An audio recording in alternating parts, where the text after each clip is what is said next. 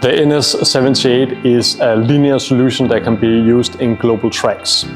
And first of all, I want to say that the linear solution here is great for supermarkets and also office buildings.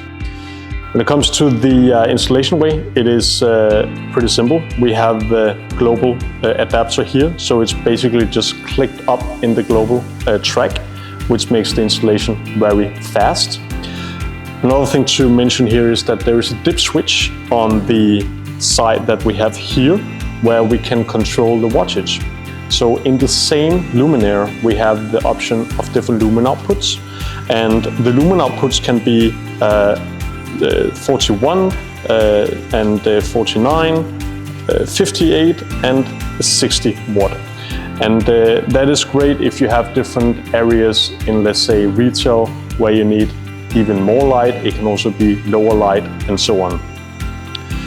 This luminaire is designed to have a low price because the quantity is normally high when we talk supermarkets and so on. So that also means that we have made a decision to have a lamp housing. There is a little bit less materials to be used, and then we have a front where we have really focused a lot on high quality because that's the lens area, the driver as well, and the LED is high quality.